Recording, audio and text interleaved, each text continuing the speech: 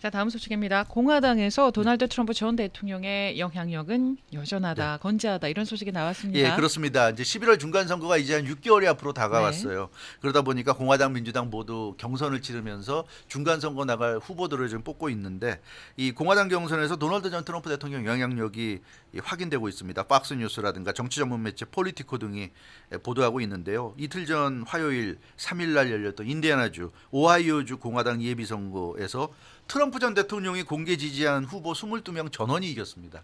그래서 트럼프 전 대통령 영향력이 여전히 막강하다 이런 분석입니다. 근데 뭐 언론들도 사실 이번 결과에 대해서 좀 많이 그 평가를 좀 높게 하고 있는 것 같아요. 생각보다도 굉장히 트럼프 대통령의 영향력이 센 것으로 나타났다는 그런 분석입니다. 박스뉴스 같은 경우는 공화당 지지자들 사이에서 트럼프 전 대통령이 여전한 영향력을 발휘하고 있음을 보여주는 것이 이번 싹쓸이다. 그러니까 트럼프 대통령이 지지한 사람들이 전부 다 이겼으니까 싹쓸이 했는데 이건 정말 대단한 것이다.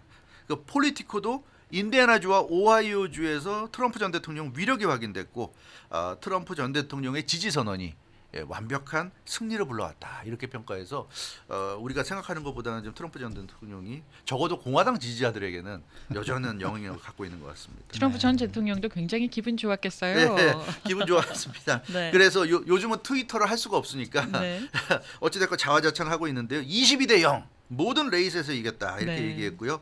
모두에게 대단한 승리였고 또 공화당을 위해서 기쁘다 이런 얘기를 했습니다. 그 공화당이 훌륭한 후보들을 갖게 됐기 때문에 11월 선거에서도 모두 승리할 것이다 이렇게 아주 큰 소리를 쳤고요. 특히 오하이오주 연방상원의원 그 선거 예비 선거에서 아주 위력을 발휘했죠. 여기서 제이디 벤스가 이 후보가 됐는데 이 사람이 거의 승리 가능성이 없던 트럼프 전 대통령이 지지 선언하기 전까지 3위를 달리고 있던 무명의 인물이었는데 트럼프 전 대통령이 공개 지지 선언을 하자마자 선두로 뛰어오르더니 결국 후보가 돼버렸어요. 오하이오주 전직 재무장관이라든가 공화당 오하이오주 위원장 등 강력한 후보들을 물리쳐서 이 트럼프 전 대통령의 영향력이 이렇게 스윙 스테이트에도 막강하구나 하는 걸 알 수가 있었습니다. 네, 앞으로 다른 지역의 이 공화당 경선에서도 트럼프 전 대통령의 영향력이 발휘가 될까요? 그럴 가능성이 있을 것 같아요. 근데 어쨌든 지금 두 개 주였잖아요. 그러니까 앞으로 좀 지켜봐야 될 것 같아요. 네브라스카, 웨스트 버지니아, 아이다호, 켄터키, 노스캐롤라이나, 오레곤, 펜실베니아, 조지아 이런 데서 계속 지금 매주 이제 화요일마다 경선이 열리게 되는데요.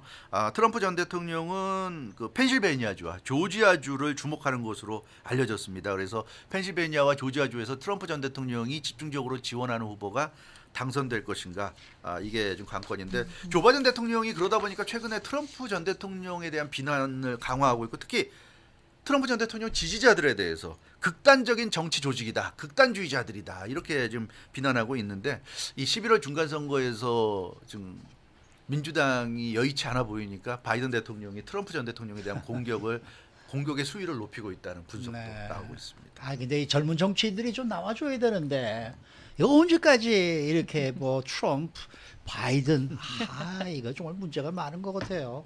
젊은이들이 좀 확 이렇게 앞장서서 나와줘야 할 텐데. 수고 많으셨습니다. 주영석 기자였습니다.